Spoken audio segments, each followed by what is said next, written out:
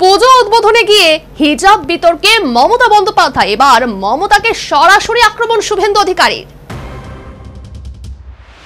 তালা প্রত্যয়ের পুজোয় হিজাবের মতো মাথা ঢেকে মণ্ডপে যান মমতা। শনিবারের এই ঘটনা নিয়ে ক্ষোভ উগরে দিলেন শুভেন্দু অধিকারী। মহালয়ার দিন সোনাচূড়াতে শহীদ মিনারের সামনে নন্দীগ্রাম জমি আন্দোলনে ক্ষতিগ্রস্ত পরিবারের হাতে উপহার সামগ্রী তুলে দিলেন শুভেন্দু। এরপর নন্দীগ্রামের বিজেপি বিধায়ক বলেন, এই শহীদ মিনার বা আত্মবলিদান না হলে এই পিতৃপক্ষে কাছে নিয়ে হিজাব পরে দুর্গাপুজো উদ্বোধন করছেন তিনি মুখ্যমন্ত্রী হতে পারতেন না। আত্মবলিদান না হলে যিনি পিতৃপক্ষে কাঁচি নিয়ে হিজাব পরে দুর্গাপূজা উদ্বোধন করছেন তিনি মুখ্যমন্ত্রী হতে পারতেন না। সাংবাদিক প্রশ্ন করল, উনি কি নন্দীগ্রামকে দেখেন?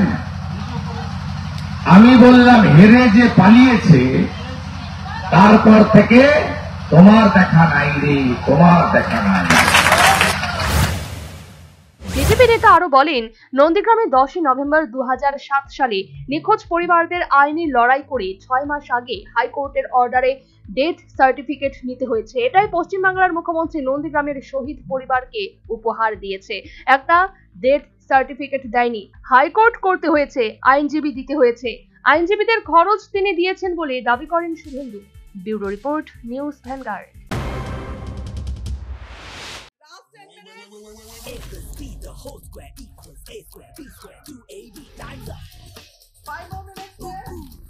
I've got so much time and peace of mind. Life's feeling fine. My time to shine. At SIP Abacus, we build math foundation and improve academic performance. SIP Abacus,